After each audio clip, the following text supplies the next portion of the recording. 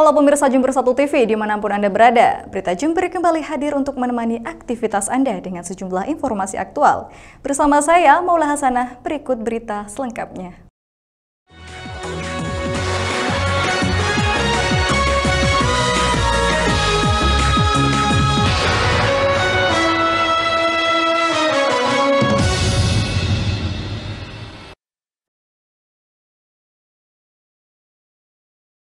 Pemirsa, kegiatan senam para pendukung paslon nomor urut 1 di Semboro dibubarkan oleh Kepala Desa karena dinilai tidak meminta izin.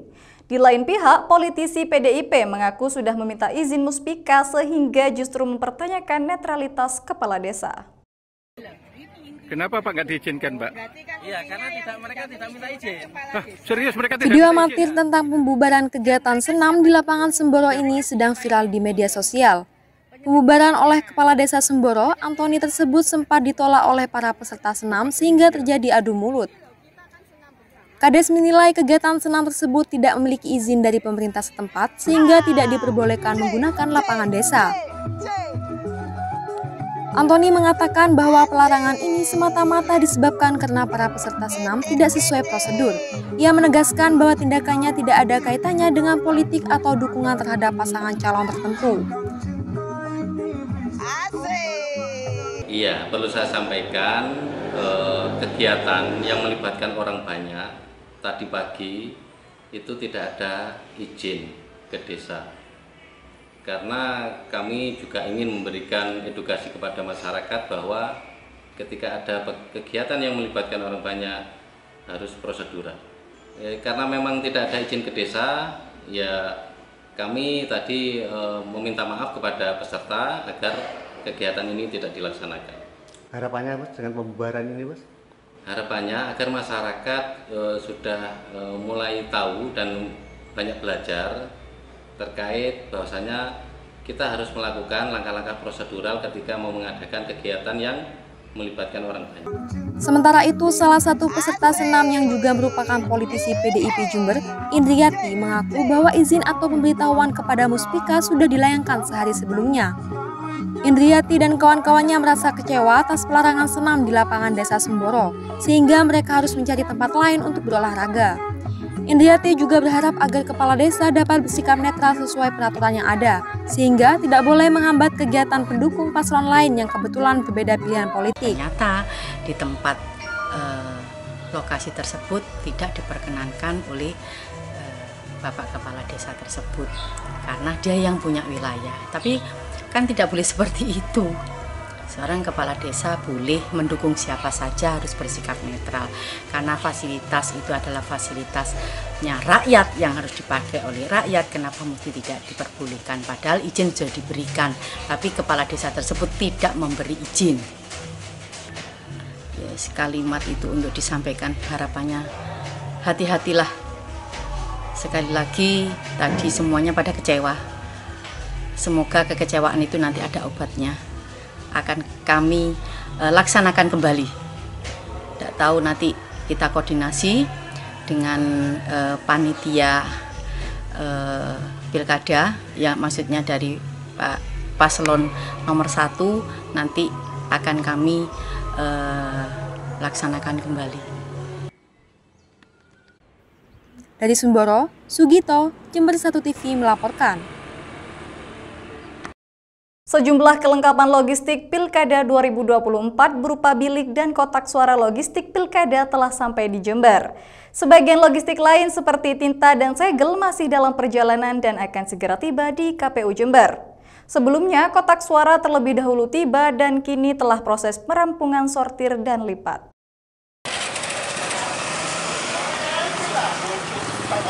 Pengiriman logistik pemilihan Kepala Daerah 2024 sebagian telah rampung diterima KPU Kabupaten Jember.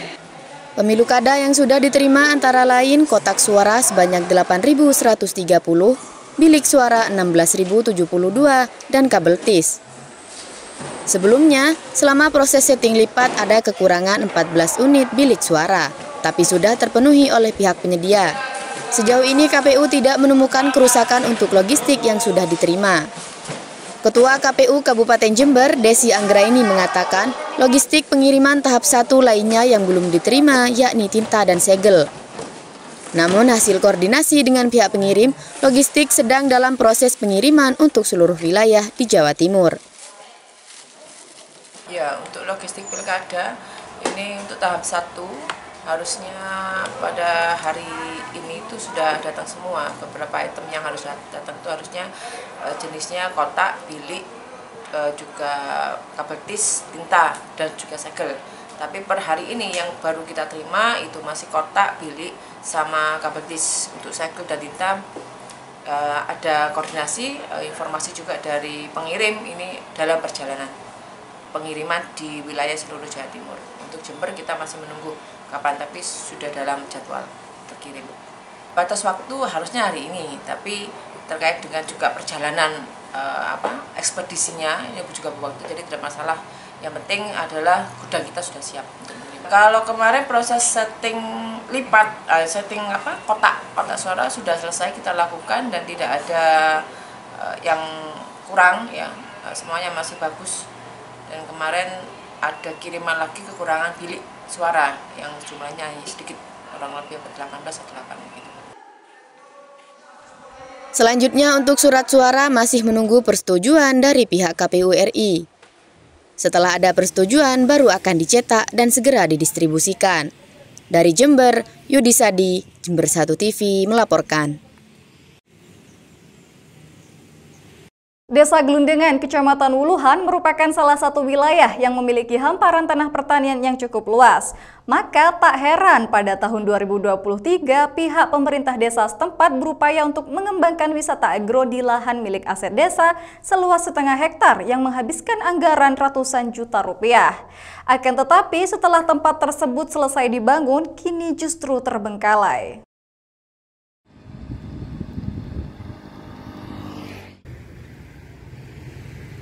Tempat wisata agro milik Desa Glundengan, Kecamatan Wuluhan, nampak terbengkalai alias tidak terurus. Padahal tempat tersebut jika dirawat dengan serius akan lebih bagus dan eksotik, sehingga bisa menarik perhatian pengunjung untuk menikmati pemandangan di sore hari. Tempat wisata seluas 0,5 hektar ini dibangun menggunakan anggaran desa pada tahun 2023 dengan menghabiskan ratusan juta rupiah. Namun sayang, tempat tersebut kini tak terurus, seperti taman bunga dan juga banyak fasilitas di tempat tersebut sudah rapuh, seperti gazebo dan spot foto. Padahal pembangunannya menggunakan anggaran desa tersebut bertujuan untuk membangkitkan pertumbuhan perekonomian. Yayu, selaku pengunjung mengaku sangat menyayangkan terbengkalainya tempat potensial ini.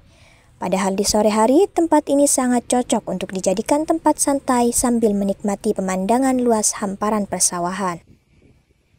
Bisa dijelaskan suasana di tempat ini seperti apa kalau untuk tempat singgahan di sore hari? Sangat bagus, tapi tempatnya sayang tidak dirawat. Jika ini dirawat semaksimal mungkin, gimana suasana lingkungannya? Oh, tambah menyenangkan dan mungkin tambah banyak pengunjung. Soalnya ini pun tidak dirawat sudah mengenakkan pengunjung sebetulnya, tapi sangat disayangkan. Suasananya kalau di sore hari gimana? Sangat senang sekali, sangat membuat sejuk banget. Bisa lihat apa saja di sini? Ada persawahan, ada pegunungan, dan juga ada banyak spot foto. Dari Wuluhan, Bambang Sugiarto, Jember 1 TV melaporkan.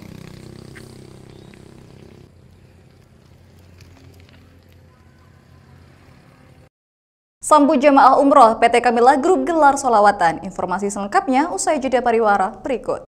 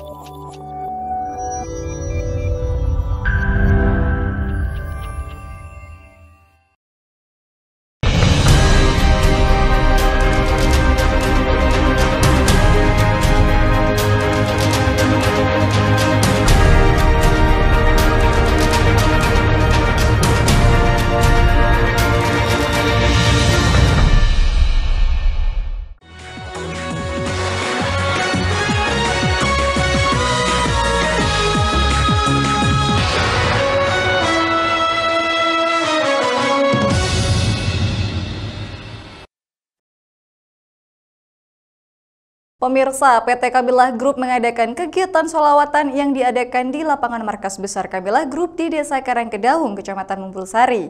Acara tersebut digelar dalam rangka Maulid Nabi sekaligus menyambut kedatangan jemaah umroh. Dalam rangka memperingati Maulid Nabi Muhammad dan kedatangan jemaah umroh, PT Kamilah Group bersama Majelis Sholawat Al-Wisol menggelar pembacaan sholawat secara bersama-sama di Desa Karangkedaung, Kecamatan Mumbulsari. Para jemaah terlihat sangat antusias dalam menghadiri giat sholawatan yang diadakan oleh PT Kamilah Group ini, sehingga para pengunjung memenuhi lokasi lapangan markas besar Kamilah Group.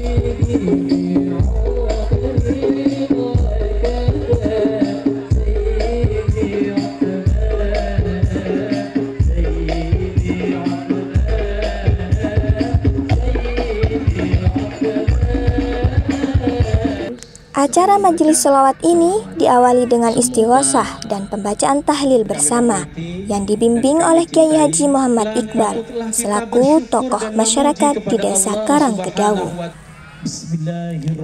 Kemudian acara dilanjut dengan melantunkan sholawat yang dibawakan oleh Majelis Sholawat Al-Wisol dari Pondok Pesantren Nurul Qornain, Sukowono. Kemudian acara ini dilanjutkan dengan sambutan oleh owner PT Kamilah Group, yaitu Bapak Haji Bambang Kuswanto. Menurutnya, acara ini merupakan bentuk ikhtiar dan kecintaan kepada Rasulullah. Bapak Bambang Kuswanto juga berharap agar acara seperti ini bisa menjadi agenda rutinan dari PT Kamilah Group. Tidak ada halangan apapun, tidak ada hal suatu apapun yang... Sambutan yang kedua disampaikan oleh Kiai Haji Muhammad Iqbal selaku tokoh masyarakat Desa Karangkedaung. Kiai Muhammad Iqbal berharap dengan terselenggaranya acara yang spektakuler ini, Kamilah Group selalu mendapat lindungan dari Allah dan semakin barokah. Berikutnya, penyampaian Mau'idoh Hasanah oleh Kiai Badrut Tamam selaku salah satu pengasuh Pondok Pesantren Nurul Qornain, Sukowono. Para masyayikh, para kiai, para bunyai, para muallimil Quran, guru ngaji. Kemudian selawat dilantunkan oleh grup Hadroh Al-Wisol.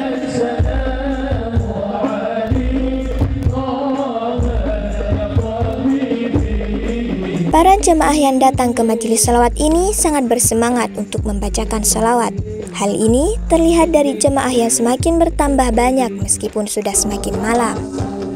Menariknya, Al-Wisol juga melantunkan Mars Banser, sehingga para Banser melakukan tarian khas Banser di depan panggung.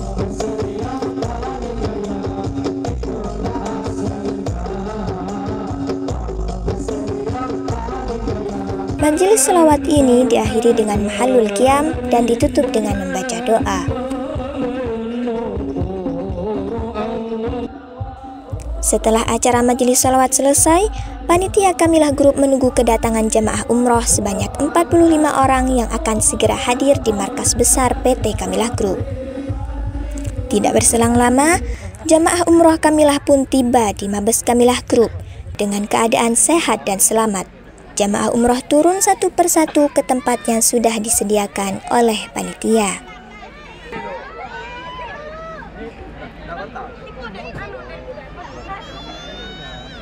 Setelah semua jemaah turun dan berkumpul, maka dilanjutkan dengan penyambutan kepada jemaah umroh. Kemudian diakhiri dengan doa dan pembagian piagam kepada setiap jemaah.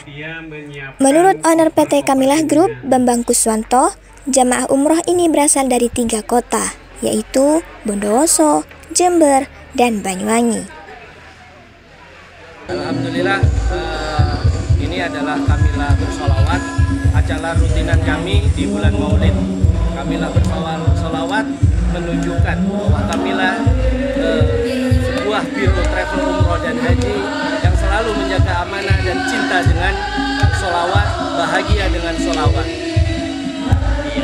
Untuk total jemaah sendiri yang rencananya datang pada malam ini berapa orang? Alhamdulillah, rombongan jemaah umroh dari keberangkatan tanggal 16 September, alhamdulillah hari ini jumlah cikal jemaah 45, satu rombongan yang insya Allah akan segera tiba di Mabes atau market besar Kamila Group. Iya, dari ini apakah memang terdiri dari jamaah Jember sendiri atau gabungan dari kota lain, Pak? Alhamdulillah ada dari kota Bondowoso, ada dari kota Banyuwangi, ada dari Jember. Jadi gabungan antara 3 kota. Kami punya program Maulid. Insya Allah kalau di Maulid kita ada keberangkatan kurang lebih dari 6 kali keberangkatan. Ini alhamdulillah keberangkatan yang keempat. Jadi mudah-mudahan yang sekarang berada di kota Madinah dan kota Mekah ada 2 grup. Insya Allah hari ini kedatangan 45 jemaah dengan program Arba'innya dengan paket-paket blue bintang 4. Dari Mumbulsari, Robi dan tim liputan melaporkan.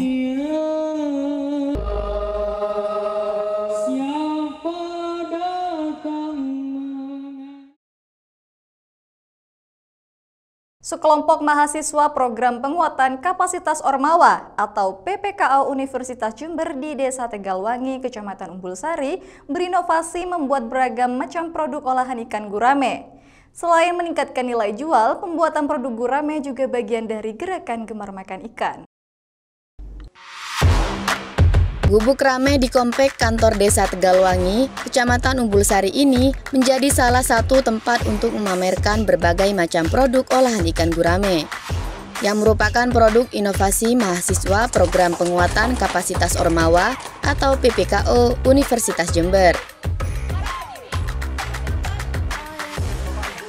Keberadaan gubuk rame ini dapat dimanfaatkan para UMKM setempat dalam memasarkan produk olahan ikan gurame, yang merupakan salah satu potensi desa unggulan yang mulai dikembangkan masyarakat Desa Tegalwangi. Selain untuk meningkatkan perekonomian masyarakat, produk olahan ikan gurame juga merupakan bagian dari menumbuhkan semangat gemar makan ikan di seluruh kalangan masyarakat. Apalagi produk olahan ikan gurame terdiri dari beberapa jenis produk, di antaranya produk gurame abon, stik gurame, kerupuk gurame, dan lain sebagainya. Gerakan makan ikan ya, kalau nggak salah ada gerakan nasional masyarakat untuk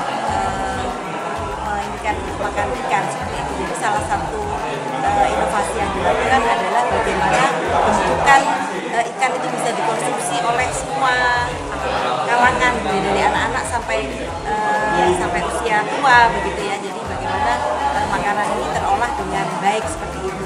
Dan tadi juga sempat berbicara dengan Mas Yudi, salah satu mitra, bahwa juga akan dikembangkan untuk makanan yang free gluten. Jadi free dari tepung-tepungan seperti itu, kemudian dari penyedap seperti itu. Jadi lebih pada makanan sehat yang bisa dikonsumsi untuk semua orang. Karya inovasi produk olahan ikan gurame ini merupakan bagian dari program penguatan kapasitas Ormawa PPKO mahasiswa Universitas Jember dalam mengangkat potensi Desa Tegalwangi.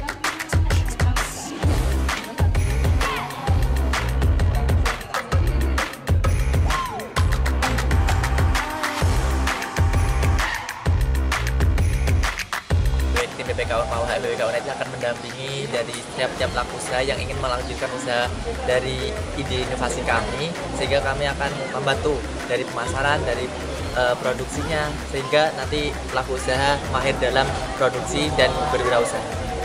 Mas, kenapa tertarik dengan produk gurame ini, Mas?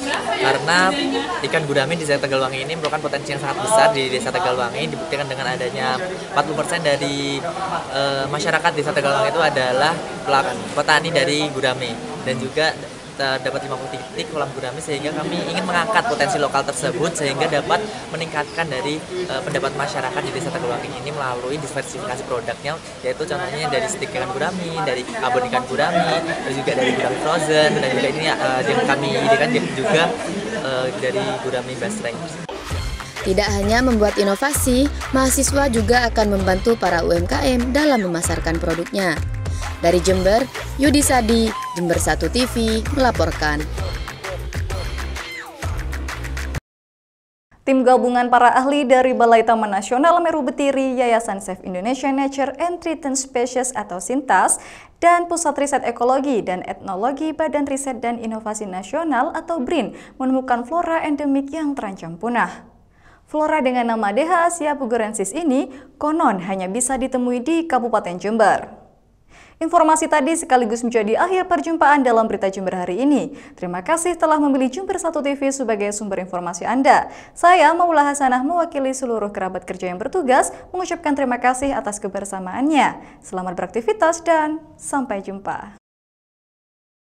Ini Yones, ini yang namanya tumbuhan kayu, namanya DH Asia. Nah, ini seperti ini.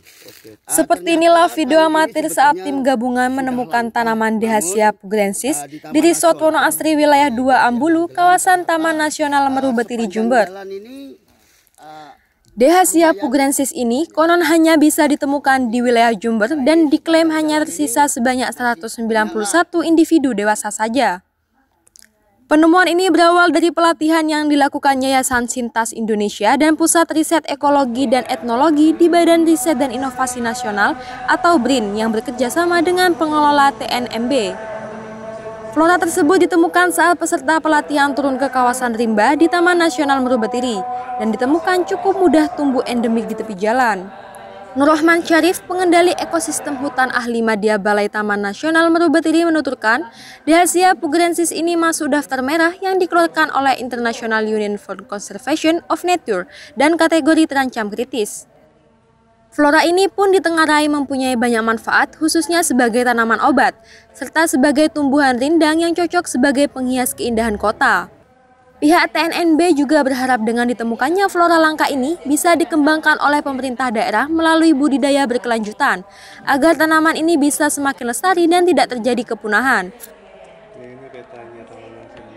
Ini kami itu awalnya tidak tahu ya kalau di Taman Nasional Betiri ternyata ada flora langka dan endemik selain Rafflesia. Jadi awalnya itu dari penemuan dari BRIN. BRIN saat itu kerjasama dengan Yayasan SINTAS yang bekerjasama dengan Taman Nasional Meru Betiri ya dalam hal untuk pengelolaan macan tutul. Nah, mereka dari SINTAS itu mengadakan pelatihan terkait tumbuhan langka dan endemik yang ada di Jember. Yang itu sudah dilakukan penelitian oleh BRIN di tahun kalau nggak salah 2022. Nah, kalau itu ditemukan di wilayah Puger ya, di Watangan Puger, daerah Kucur juga, di Wuluhan itu ada jenis yang namanya DH Asia pugerensis. Nah, hasil penemuan BRIN ini kemudian diberikan pelatihan ya, sosialisasi dan pelatihan ke petugas Taman Nasional Meru Betiri dan juga beberapa warga ya, dari stakeholder, ada dari kader konservasi juga, dari BRIN dan Yayasan SINTAS ini. Nah, dari situlah kami juga, wah ini karena ditemukannya di Puger itu kan tidak jauh dari kawasan Taman Nasional Meru Betiri.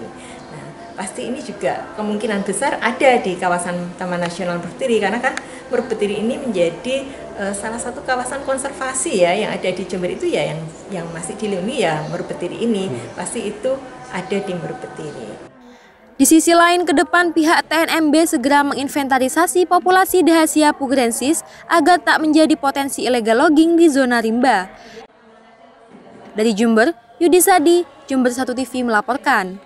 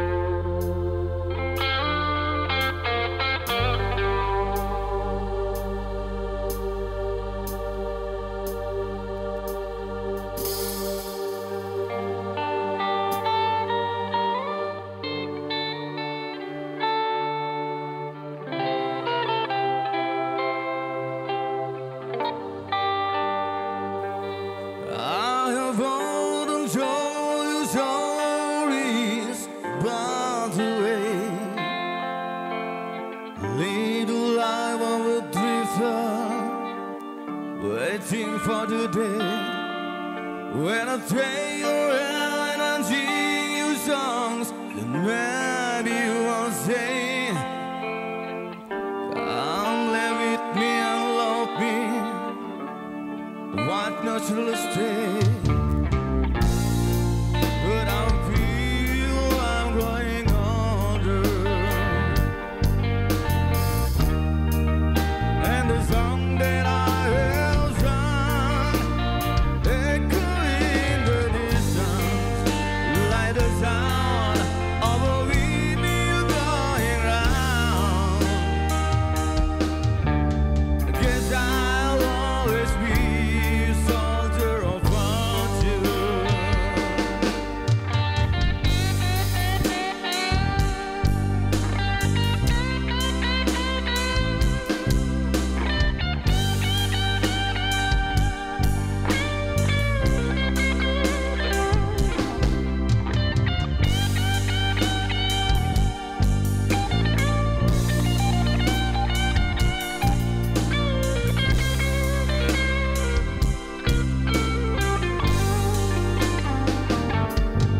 When I try